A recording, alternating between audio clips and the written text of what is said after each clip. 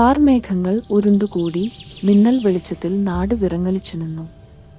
കർണാടകത്തിലെ ആ ഗ്രാമം സാധാരണ രാത്രികളിൽ ചീവീടുകളുടെയും കാറ്റിലാടുന്ന ഇലകളുടെയും മൃദുലമായ ശബ്ദത്തിൽ ലയിച്ചുറങ്ങുന്നിടം ഇന്ന് ഭീതിയുടെ നിഴലായിരുന്നു.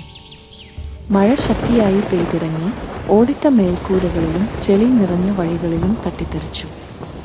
പെട്ടെന്നാണ് അത് സംഭവിച്ചത്. ഇരുണ്ട ആകാശത്തിൽ ഒരു ചുവന്ന വെളിച്ചം പ്രത്യക്ഷപ്പെട്ടു.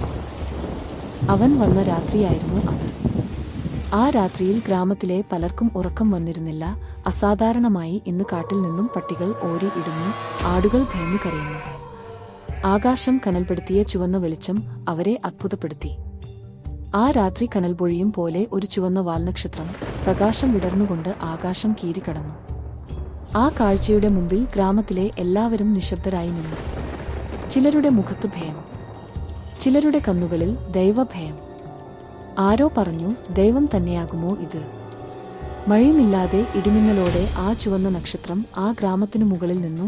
ഗ്രാമം മുഴുവൻ ശാന്തതയിൽ കീഴടങ്ങി. സമയം പതുക്കെ നീങ്ങുന്നത് പോലെ അനുഭവപ്പെടാൻ തുടങ്ങി. അടുത്ത ദിവസം കാലത്ത് കനൽച്ചൂടോടെ ഉറങ്ങി എഴുന്നേറ്റ ഗ്രാമവാസികൾ കണ്ടത് തങ്ങളുടെ ആടുകളെ കാണാനില്ല. ആടുകളെ തിരഞ്ഞ് 2 കുട്ടികൾ കാടിനു അകത്തേക്ക് പോകുന്നു. കാടിന്റെ കാഴ്ച പതിവ് പോലെ ആയിരുന്നില്ല. പകൽ ആയിട്ടും മഞ്ഞുപോലൊരു മുഷിഞ്ഞതായ ഒരു അന്തരീക്ഷം. എല്ലായിടത്തും നിശബ്ദത. കുട്ടികൾ ആടുകളുടെ പേരുകൾ വിളിച്ചു നടക്കുമ്പോൾ ഒരു നിമിഷം അവർ ഒന്നു നിന്നു. ദൂരെ ആരോല തങ്ങളെ നോക്കിക്കൊണ്ട് നിൽക്കുന്നു. ഒരു നിഴൽ, മനുഷ്യൻ പോലൊരു രൂപം.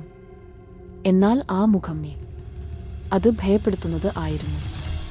ഭയം കാലുകളെ മരവിപ്പിച്ചിരിക്കുന്നു. കാണുന്നത് സ്വപ്നമോ യാഥാർത്ഥ്യമോ എന്ന് മനസ്സിലാവാത്ത ഒരവസ്ഥ.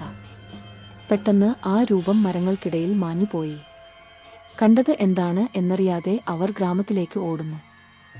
ആ രാത്രിക്ക് ശേഷം ആ കാടിനു പിന്നിൽ ചിലതെന്തോ മാറിയിരിക്കുന്നു. അവൻ വന്നതോടെ ഗ്രാമം പതിയെ മാറിത്തുടങ്ങി.